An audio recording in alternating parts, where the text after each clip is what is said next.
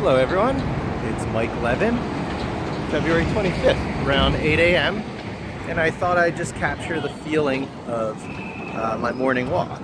This is something that my dad used to describe to me as I grew up, and here I come off of out of the Penn Station exit at just about Madison Square Garden that you can see behind me. And as I come out of those steps, I'm facing the Empire State Building. And this is pretty much my walk every morning that my dad used to describe as a bunch of cattle or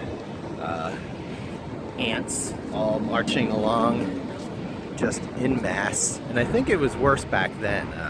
New York's been sort of cleaned up a lot since. And cleaned up and also a little edgier too. I remember in 1982 when I spent a summer in Israel with my dear friend Guy Brookstein. I took note of how often I would see soldiers with, weapons around. And it seemed like a very Israel thing, but on a typical walk now, I'll be passing the entrances to the one entrance to Penn Station and stuff up here a little bit further. It's not unusual to see, first the, I guess they look like SWAT team equipped NYPD walking down the street on your left, only to glance right to see full uniform soldiers at the entrance. And who knows? I wasn't a New York person myself back then, even though my dad was, so I don't think it was like that, but of course, it's a different world we're living in today. And it's really been quite a spectacular experience being at this most unique of agencies, digital online marketing agencies in New York City, called Acronym. And it is definitely the purple cow. It has long-running in-house proprietary technology that brings things to the picture that other agencies don't. It sits on the 65th floor of the Empire State Building, which definitely gives you a certain interesting mental state. You never lose the fact that you're in that same environment, playing space, as the people you want as clients, for example. And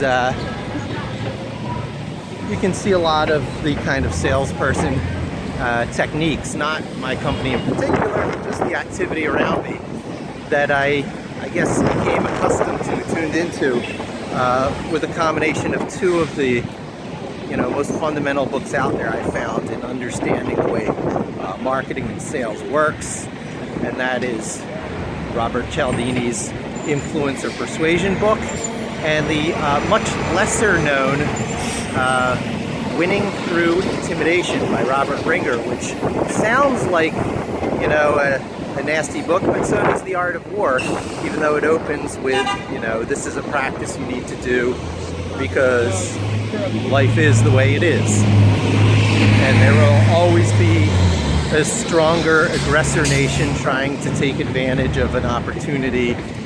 And Robert Ringer, the real estate mogul who wrote the Intimidation book, poses himself as the slow plodding tortoise in a world of rapid moving, always the next angle, trying to not do actual work, fast-moving hares who are always trying to steal your chips. There's a whole bunch of metaphors that run through the book. It's the book of mixed metaphors, but he mixes them very expertly. And an interesting thing about that story is the original copy of the book. Most of my books that I got that were the ones that really wired my brain came from Unusual Routes. The Art of War I got through Commodore. Persuasion, I don't know, I just must have, I think I heard something on NPR, went researching the principles of persuasion they were talking about and discovered it. But winning through intimidation, I got from my dad, who had it in his book library, and it caught my attention, and I started reading it, maybe even before he passed. I certainly remember it being on the bookshelf. And I have since repurchased it. Even though I have the original book, believe it or not, I've repurchased it on the Kindle so that it'll always be in my pocket or on a reader. And it's been very enlightening rereading it, thinking back to how it must have helped direct and influence actions in my life. Specifically, going from a generally weaker posture or position in life where people feel they can bully you around, although Robert Ringer miraculously managed to avoid the word bully, it seems, through the whole book, even though that's what he was dealing with. Different types of bullies who are attracted to the real estate industry, whole other story there. But he just calls them people who are trying to take your chips, essentially, and rooted in human nature the way bullying is too rooted in human nature. But it had a profound impact on me and certainly helped me navigate my way professionally through Scala, which had a couple of the biggest bullies I ever met, and here to New York City, to the top of the Empire State Building, and fairly soon on to my next stay, which will be my first significant internal SEO, or in-house. The terminology that's used out there is in-house, because everything is either agency side, where you're working through an agent for the end client / customer who really needs the work done, or you're directly on the payroll or a consultant for the company who needs the work done. So my last significant in-house gig was Scala.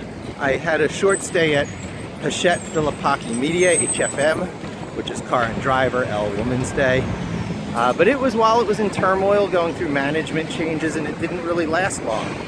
But now I am joining Ziff Davis, one of the been around a long time, once paper publishers who has successfully adapted to the digital world.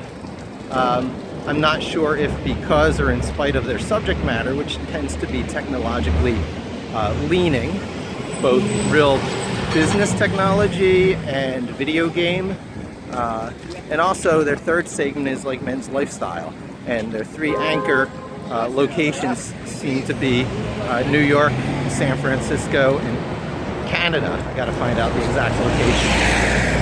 Each aligning to one of the areas. Technology in New York, video games, San Francisco, and men's lifestyle, Canada. So I'm really pumped over the nature of the job, which is to be sort of like an in-house agency, servicing all those properties, pushing things along in the direction that they need to go, to play the game as good and better than anyone else out there. There's a lot of large publishers who have already ingrained SEO through and through their business practices, their DNA.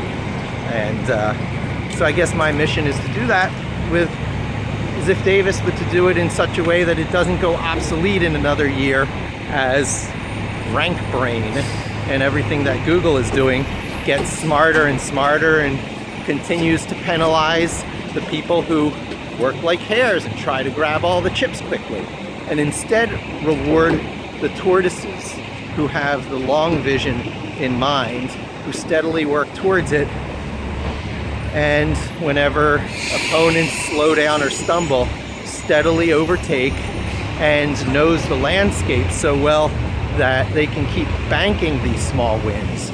Make progress, bank it, make progress, bank it, lather, rinse, and repeat until before long you become dominant in keyword segments where you were not dominant before. And that's another way of saying more and more queries and searches lead to you, your sites, your properties on page one, or whatever the equivalent of page one of search results continues to be more awareness, more getting in front of people, just by virtue of being who you are and doing what you do, which is how, you know, publishing works out, because you're selling the eyeballs and the attention that come your way to advertisers who are similarly aligned and need the type of audience you bring in.